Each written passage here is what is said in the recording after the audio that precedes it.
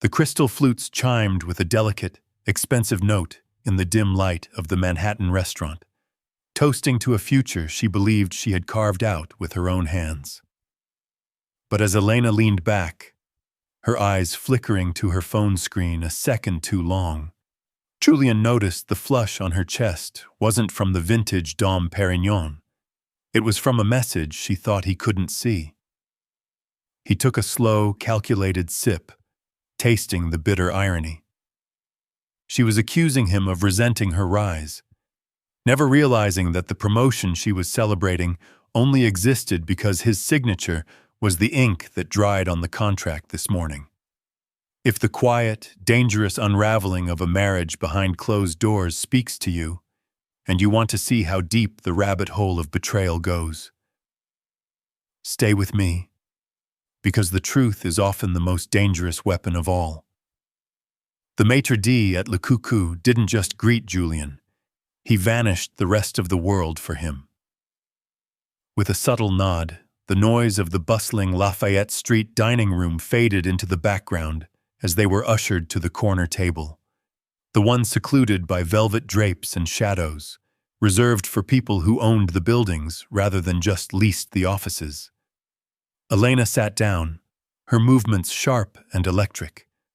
She looked stunning in an emerald silk dress that clung to her frame, but her energy was frantic, a hummingbird vibrating too fast for the human eye. She hadn't looked at Julian properly since they left their penthouse. Her attention was consumed by the glowing rectangle of her iPhone.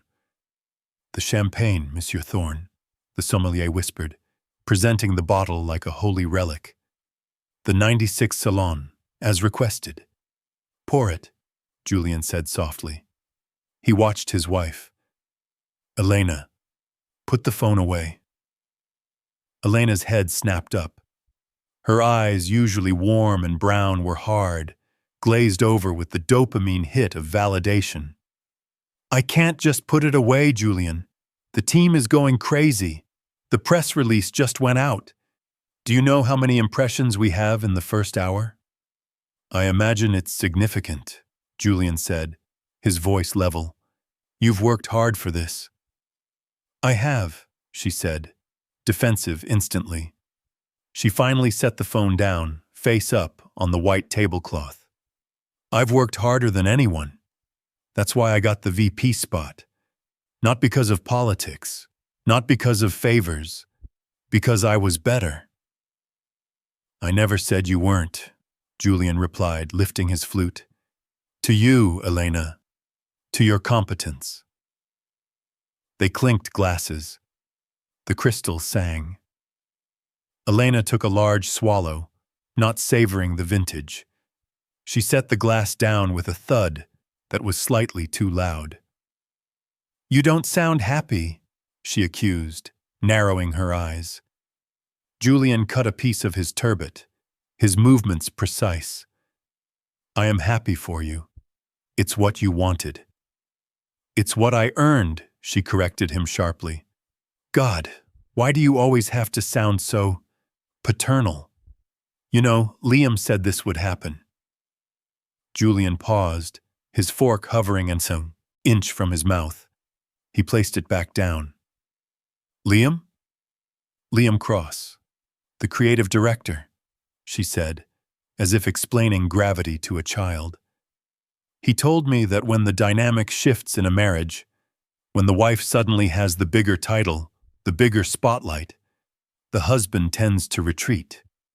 It's a primitive ego response." Julian felt a cold, dry amusement curl in his chest. It wasn't anger. Anger required surprise, and Julian Thorne was rarely surprised. "Is that so? And Liam is an expert on marital dynamics?" "He's an expert on people, Julian. That's why he's a genius at branding."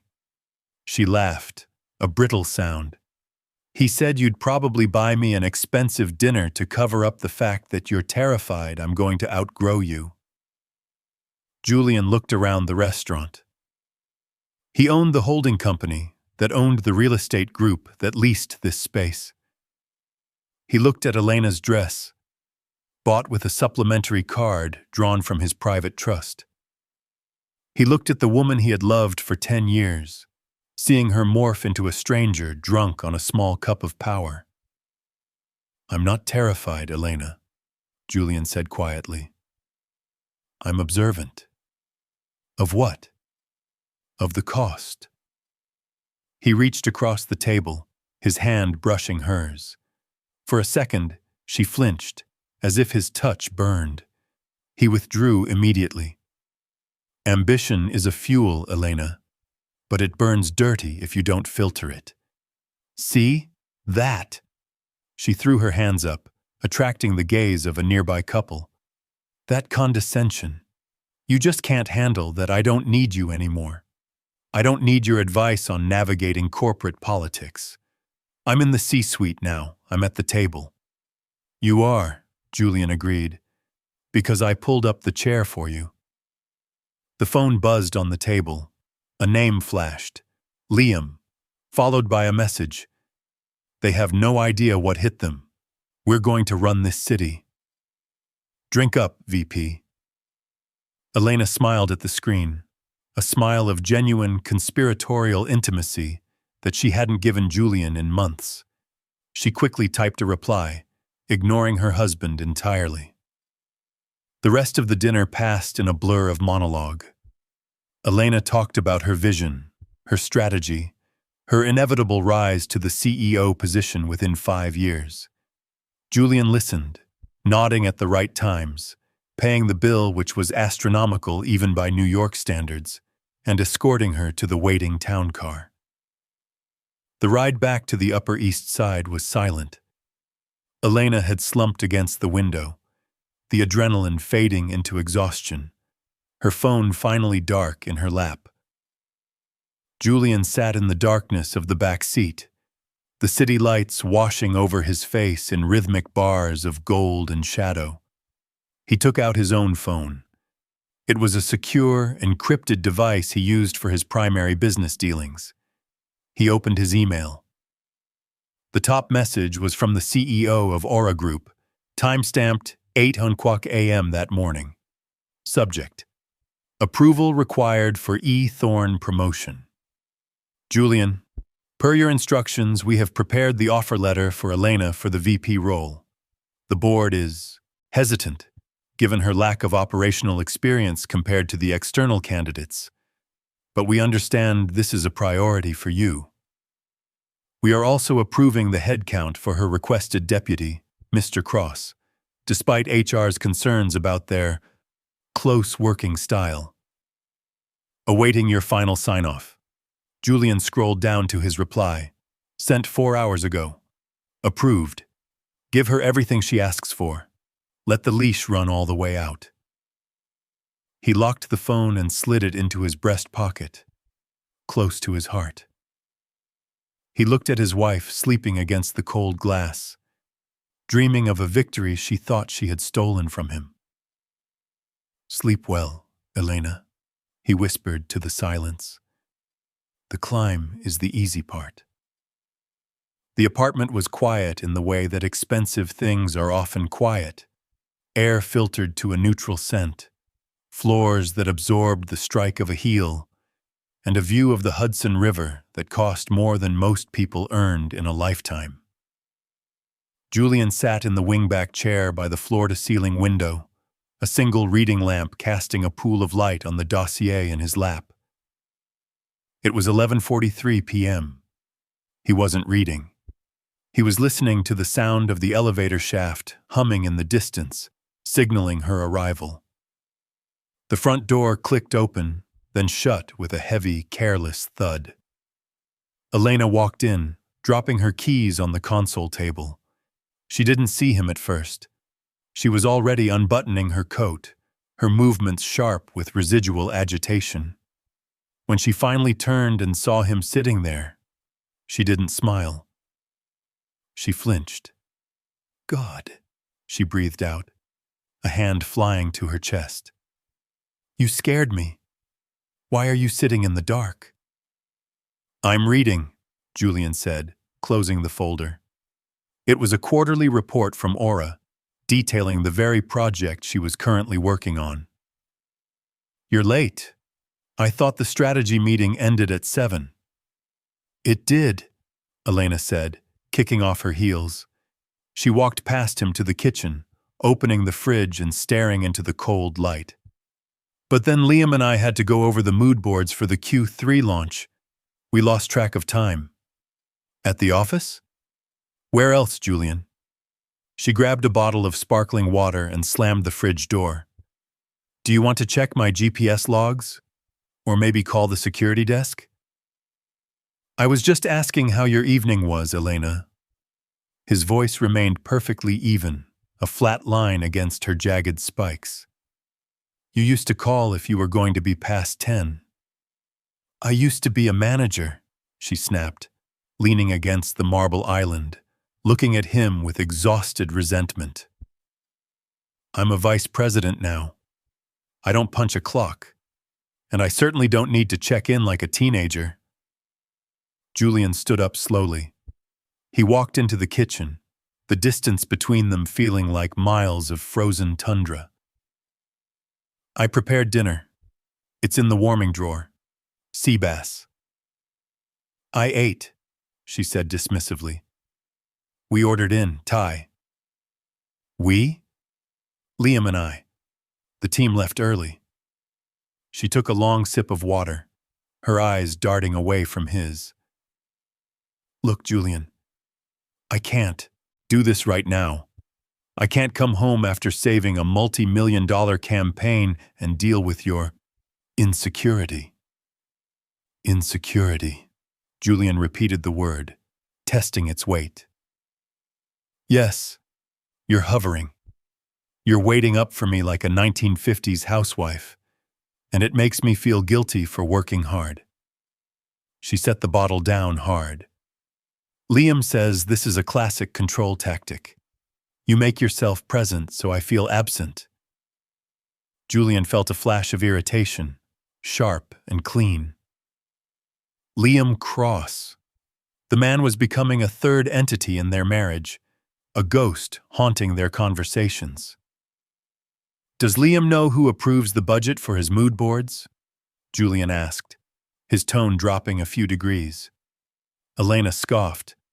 "The CFO approves it. What does that have to do with anything? You think because you have investments you understand creative direction? This project is confidential, Julian. I can't even talk to you about it." She picked up her bag, shielding it against her body as if he might try to snatch it. "Confidential," Julian said. He knew exactly what was in the files. He knew the color palettes, the target demographics, and the risky, slightly derivative tagline Liam had come up with. He had read the executive summary 3 hours ago. He had approved it because he knew it would fail, and he wanted Elena to learn how to recover from a fall. "Yes, confidential. That means don't ask," she said, brushing past him. She smelled of Thai basil and a cologne that wasn't hers, something musky, cheap, and trying too hard. Cedarwood and ambition. "Elena!" he called out before she reached the hallway. She paused but didn't turn around. "What?" "You're forgetting something." She touched her neck, her ears, checking for jewelry. "What?" "You forgot to say hello." She stood there for a second, her shoulders stiff. Then, without a word, she walked down the hall and closed the bedroom door. The lock clicked. Julian remained in the kitchen. He opened the warming drawer and looked at the meal he had cooked, now dried out and ruined. He took the plate and scraped the fish into the trash. It was a waste. He hated waste. But he was beginning to realize that some investments were simply bad debt, and the only way to handle them was to write them off. He took out his phone and sent a text message to his personal attorney. "Draft the preliminary separation of assets. Don't file yet. Just be ready." He turned off the kitchen lights, leaving the penthouse in darkness, save for the city grid burning bright and indifferent outside the window. 2 days later, the notification appeared on Julian's iPad while he was having coffee in his study. It was a simple automated alert from the Aura Group payroll system, a high-level override he had authorized personally. Transfer complete. $250,000. Discretionary performance bonus. Recipient, E. Thorne. It was $250,000. To the board, it was framed as a retention incentive. To Julian, it was a lifeline. He had authorized it, not to buy her loyalty, but to buy her time. He hoped the windfall would alleviate the pressure she constantly complained about, the suffocating weight of financial dependence that she claimed stifled her creativity. He heard her footsteps in the hallway. They were lighter today, purposeful. "Julian?" He looked up. Elena stood in the doorway of his study. She wasn't wearing her usual sharp office attire. She was dressed in casual chic, cashmere sweater, designer jeans, and her face was glowing.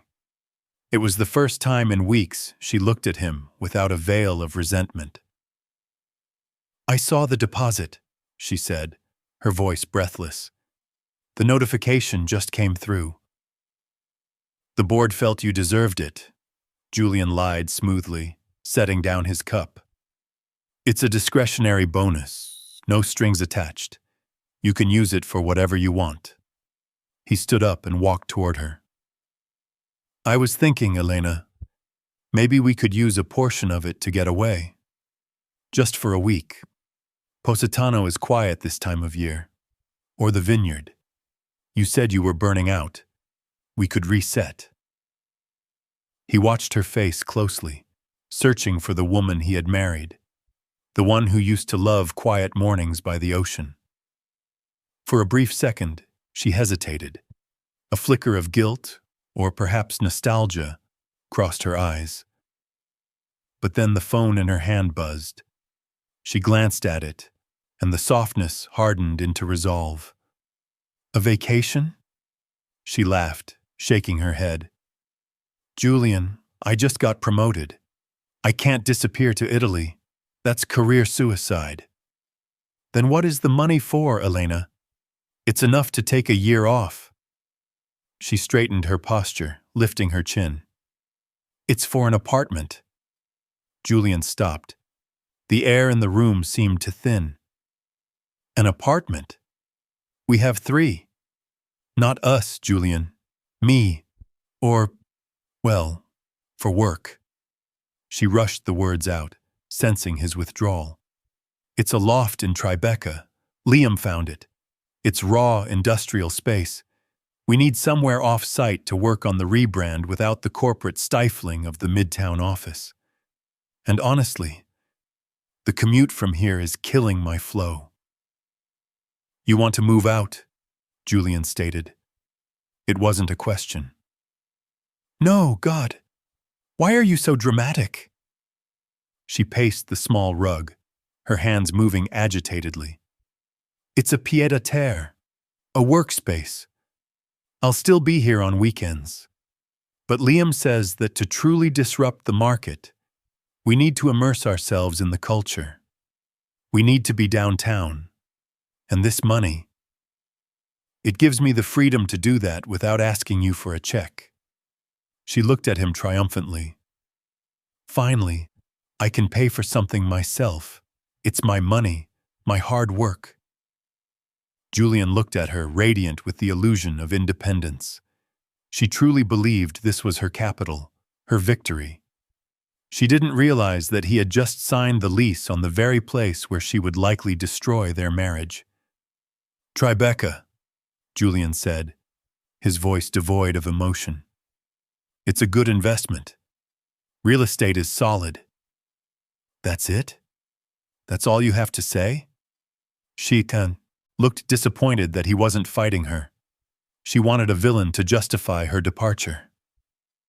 "What do you want me to say, Elena? You've made up your mind." You have the funds. He turned back to his desk, picking up a pen. Go. Sign your lease. Build your brand. You just don't get it, she muttered, turning away. You don't understand what it's like to need space to breathe. I understand more than you think, he said to her back. She left the room, dialing a number before she even cleared the doorway. Liam, it's done. I have the funds. Tell the broker we'll take it. Yes, tonight. I'll meet you there. Julian waited until the front door closed. Then, he picked up his phone and dialed the head of his private security detail. The Tribeca loft on North Moore Street, Julian said quietly. I want the building surveillance feeds mirrored to my private server. Don't intervene. Just record. He hung up. He had given her the money to save them. She had used it to leave him. The test was no longer about loyalty. It was about how much evidence he would need for the end. It had been 3 weeks since she signed the lease. 3 weeks of late nights at the loft, of texts that went unanswered for hours, of a bed that was cold on one side. Julian came home early to find Elena there for the first time in days. She wasn't staying. Suitcases were open on the velvet bench at the foot of their bed. No, his bed now, effectively. She was raiding her own closet, transferring the best of her wardrobe, the Saint Laurent blazers, the Jimmy Choo heels, into travel bags. She was moving her life, piece by piece, to a stage where she thought he couldn't see her. She froze when he entered, a silk blouse clutched in her hand like contraband. I'm just grabbing some winter things, she said, her voice tight. The heating in the loft is temperamental. Julian loosened his tie, walking to the dresser. He watched her through the mirror. She looked tired, but it was that feverish, manic exhaustion of someone running on adrenaline and secrets. I saw the preliminary reports for the Phoenix rebrand, Julian said calmly, unbuttoning his cuffs. Elena dropped the blouse into the suitcase. I told you, that data is confidential. How did you even see it? It's public record if you know where to look, Elena. You're bleeding capital. The launch strategy is aggressive, but the risk assessment is non-existent. You're betting the entire Q4 budget on a single influencer campaign. He turned to face her. It's dangerous. If it fails, the board won't just fire you. They'll scapegoat you. Elena zipped the suitcase with a vicious tear of metal on fabric. She straightened up, her eyes flashing with a dark, resentful fire. You just can't stand it, can you? She hissed. Stand what? That I'm doing something bold. That I'm not playing it safe in the little sandbox you think I belong in. She stepped closer, invading his space with the confidence of someone who felt backed by a new, more exciting ally. Liam said you'd do this. He said you'd try to poke holes in the vision because you don't understand modern branding. You're a legacy investor, Julian. You're a dinosaur. I'm trying to protect you from a fall, Julian said, his voice low. Liam doesn't have skin in the game. You do. If this goes south, it's your name on the execute order. It won't go south, she shouted, the sound shocking in the quiet room. It's brilliant. It's revolutionary. But you're just sitting there picking it apart. She grabbed the handle of her suitcase, her knuckles white. Admit it, Julian, just admit it. Admit what? You're jealous. The words hung in the air, suspended in the dust motes dancing in the afternoon light. It was an accusation so absurd, so fundamentally disconnected from the reality of their power dynamic, that Julian almost laughed. But he didn't. He felt something inside him finally snap, not with a bang, but with the quiet click of a door latching shut. "You think I'm jealous," he repeated flatly. "Yes, you're jealous that I'm happy. You're jealous that I'm building something with Liam that I never built with you. You're trying to dim my light because it shines too bright for your fragile ego." She was breathing hard, tears of self-righteous anger pricking her eyes. "You want me to fail, so I'll come crawling back to this gilded cage." Julian looked at her. He looked at the woman he had quietly promoted, the woman whose mistakes he had erased from the corporate record, whose salary he effectively paid, whose independent loft he owned. He realized then that the truth would not save her. It would only destroy her. And she wasn't worth saving anymore. "Is that what you believe?" Julian asked. The warmth was gone from his voice. The husband was gone. Only the chairman remained. "I know it," she spat out. Julian nodded once. "Very well." "That's it? Very well? You've made your position clear, Elena. I won't offer advice again. You are the vice president. The decisions are yours." He turned his back to her and walked into his dressing room. "Run the company as you see fit." "I will," she said to his back. "And I'll prove you wrong. I'll prove I don't need you." He heard the heavy roll of the suitcase wheels on the hardwood, then the front door slamming shut. Julian stood in the silence of his closet, surrounded by rows of impeccable dark suits. He took a breath, exhaling the last 10 years of his life. He reached for his phone and dialed the CEO of Aura. "The Phoenix rebrand," Julian said into the receiver. "Approve the budget. No, don't mitigate the risk. Let them spend every cent. If they want to burn it down, let them provide the matches." He hung up. She accused him of dimming her light. He would do the opposite. He would turn the voltage up so high that the bulb would shatter. The request arrived on Julian's private server at 9 a.m. on a Tuesday, flagged with the high-priority urgency that Elena now attached to even the most mundane logistical details. Julian sat in the back of his Maybach, the tinted windows shielding him from the gray drizzle of Midtown. He unlocked his tablet. The digital form from the Aura Group expense system hovered on the screen, clean and bureaucratic, masking the messiness of the intent behind it. Travel authorization request. 021B. Primary traveler, Elena Thorne, VP Marketing. Accompanying, Liam Cross, Creative Director. Destination, Paris, France. Duration, 7 days. Purpose, market immersion and luxury trend analysis. Estimated budget, $45,000. First class, Hotel Ritz, per diem. Julian stared at the screen.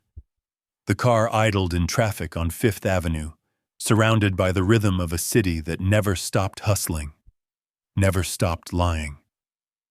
He knew the industry calendar better than anyone. Paris Fashion Week had ended 3 weeks ago. The major trade shows in Milan and London were months away. There was absolutely no commercial reason for the vice president of marketing and her creative director to be in Paris right now. It was a vacation, a romantic getaway funded by the very company he owned, authorized under the guise of work he was paying for. He could deny it. It would be easy. A simple click of the red reject button.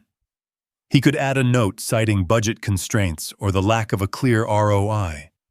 He could ground her, keep her in New York, force her to deal with the reality of the mess she was making of the Q4 launch. But saving her now would only delay the inevitable. He remembered their honeymoon. They had stayed at the George V, not the Ritz. Elena had been younger then, softer. She had cried when they saw the lights of the Eiffel Tower, telling him she felt like the luckiest woman in the world. Now she was returning to that city to rewrite those memories with another man. A man who was using her ambition as a credit card. His phone buzzed. It was a text from Elena. Subject: Trip approval. Just submitted the request for the research trip. We need to go ASAP to catch the tail end of the European retail shift. Don't be difficult about the budget, Julian. You know how important optics are. Don't be difficult, he whispered to the empty car. She expected him to fight. She expected him to play the jealous husband again, to question the necessity of the trip so she could accuse him of stifling her creativity. She wanted the conflict.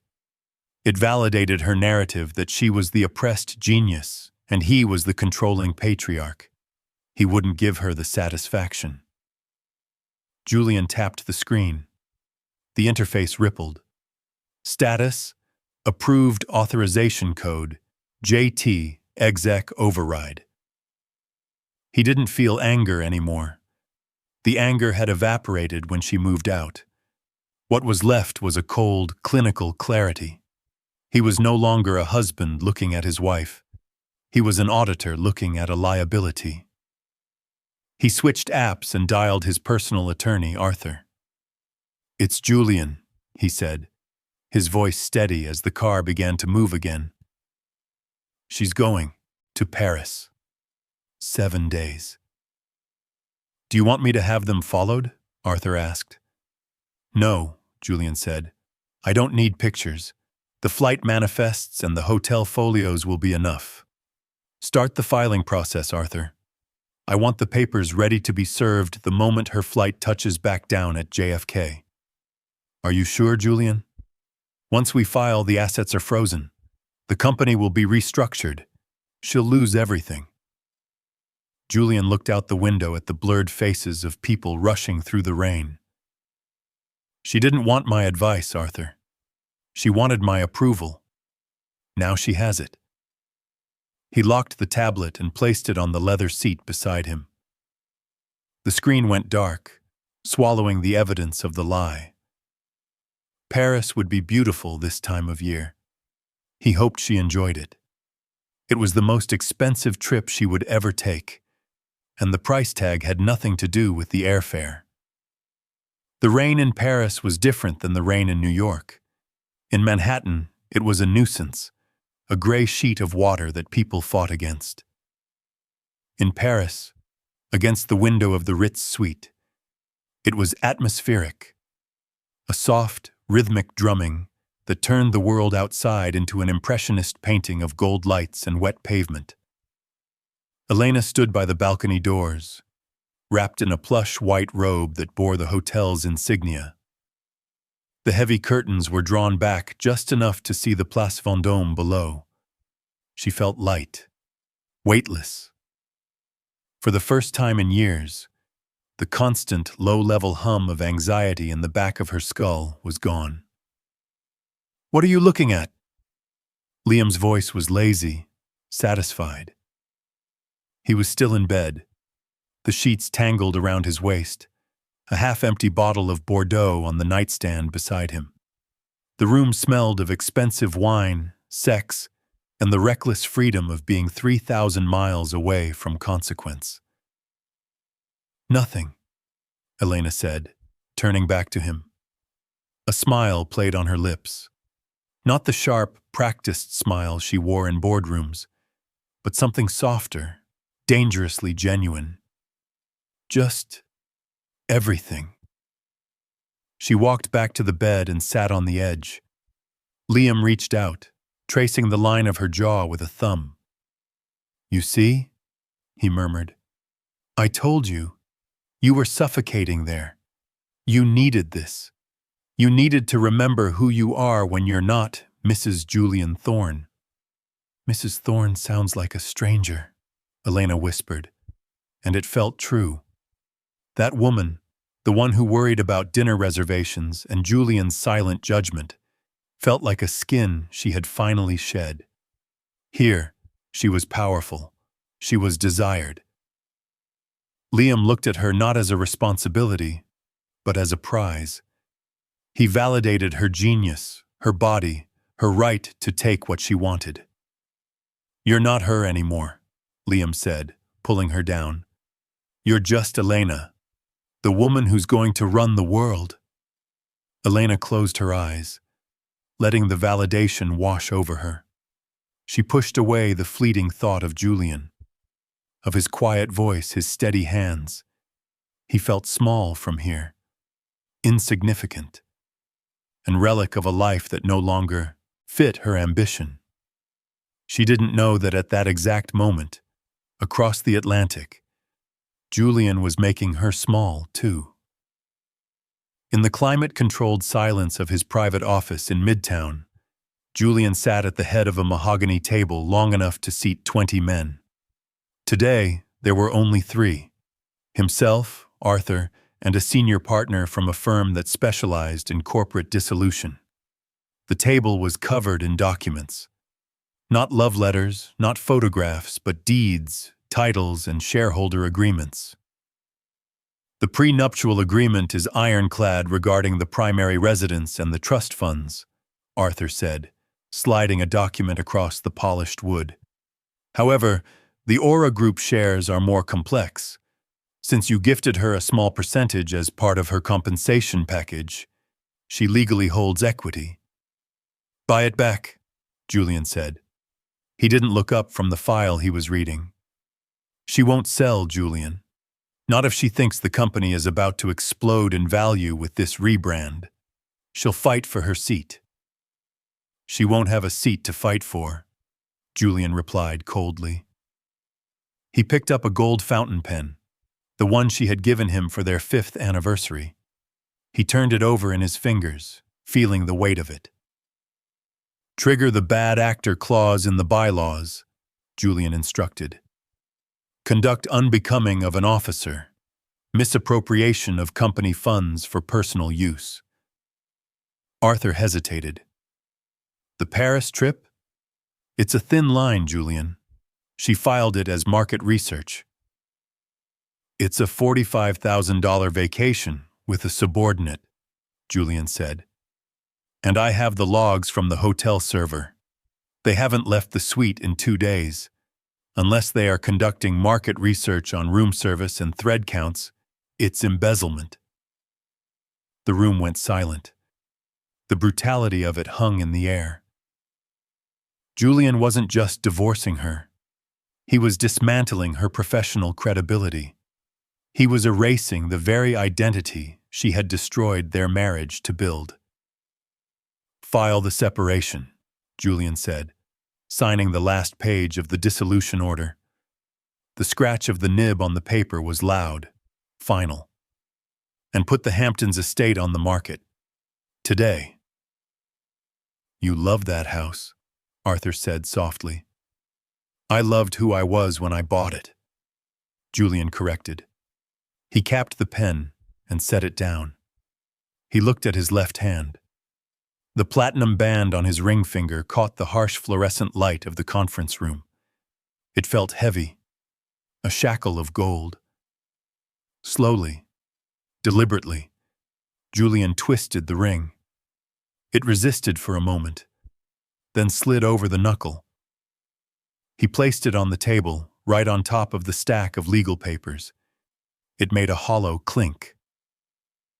"Send the courier to JFK on Sunday," Julian said, standing up and buttoning his jacket. "Let's welcome her home." In Paris, Elena laughed as Liam poured more wine, spilling a drop of red onto the pristine white sheets. In New York, Julian walked out of the room, leaving the ring behind, walking into a future that was empty, cold, and perfectly, terrifyingly clean. The grand ballroom of the Plaza Hotel was a sea of black tie and couture, vibrating with the kind of energy that only money could generate. It was the annual shareholders' gala for Aura Group, and for Elena, it felt like a coronation. She walked through the crowd with Liam on her arm, her head held high. She wore a dress of crimson velvet, a deliberate, aggressive choice in a room full of safe black and navy.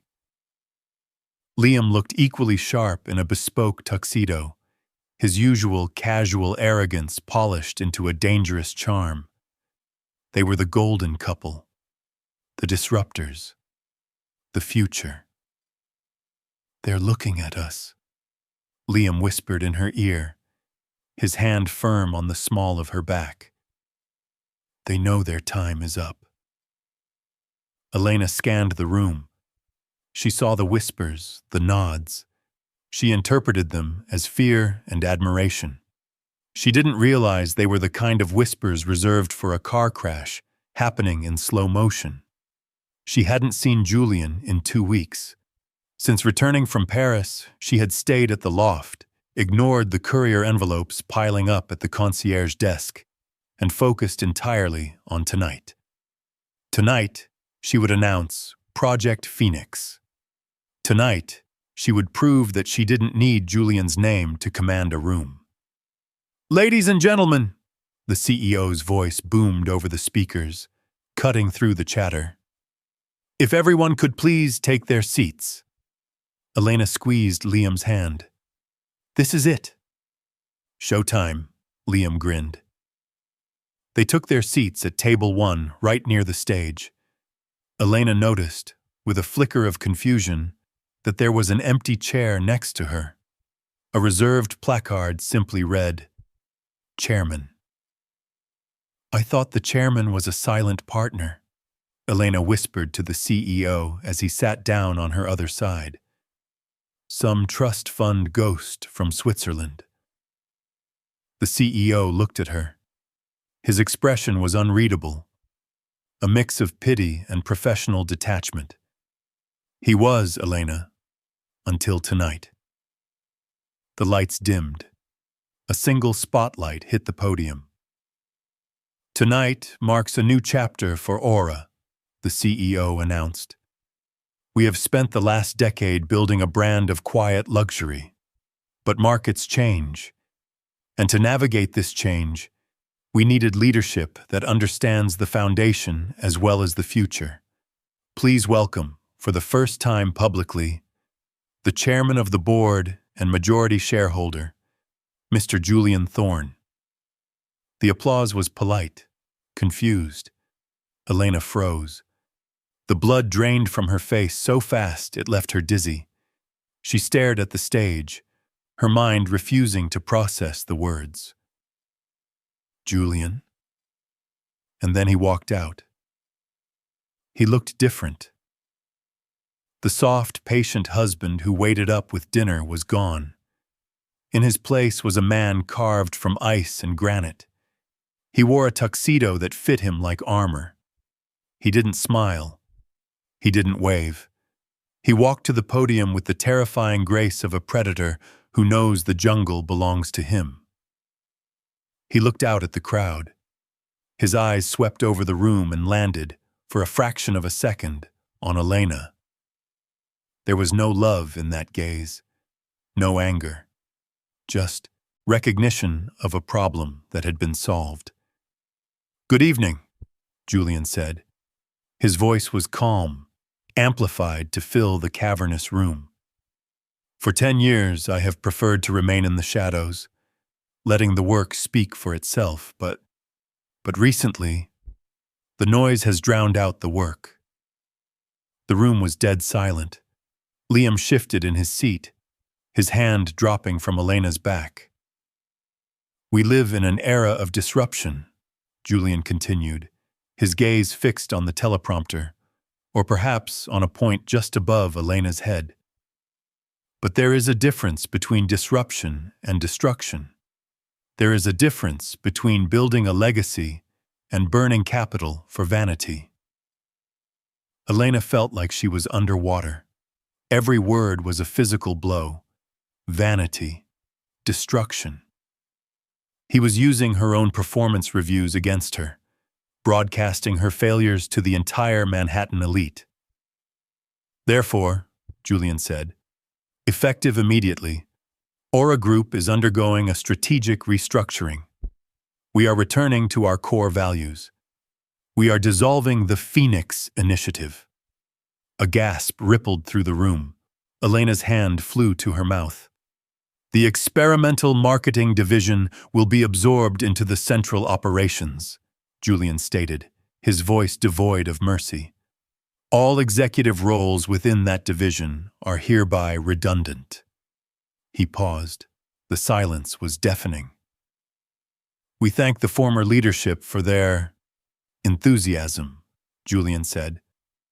But Aura is not a playground. It is a business. And effective tomorrow, we are back in business. He stepped back from the podium. The applause started slowly, then grew thunderous. The room understood power. They recognized the alpha. They were cheering for the execution. Elena sat paralyzed. The red velvet dress felt like a costume. The power couple narrative had shattered. Liam was already pulling away from her, checking his phone, looking for an exit strategy. Julian walked off the stage. He didn't come to table 1. He didn't come to explain. He walked straight toward the VIP exit, flanked by security. Elena stood up, her legs trembling. "Julian!" she cried out, her voice cracking. He didn't stop. He didn't turn. He kept walking, leaving her standing in the spotlight he had created, surrounded by 1,000 people, utterly and completely alone.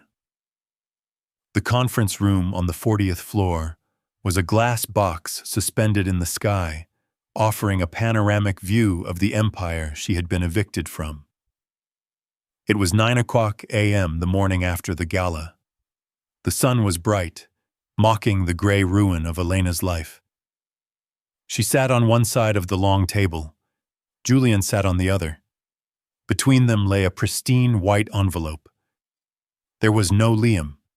He had sent a text at 2:00 a.m. "Things are too hot right now. I need to lay low. Good luck." And blocked her number. The visionary, the partner, the love of her life had evaporated the moment the credit card stopped working. "This is standard procedure," Arthur, the lawyer, said gently, pushing a pen toward her. "The first document is the separation agreement. The second is the termination of employment." Elena didn't look at the lawyer. She looked at Julian. He was wearing a navy suit, impeccable as always. He was reading a file on his tablet, scrolling with the same calm indifference he used to check the weather. "Julian," she whispered. Her voice was raw.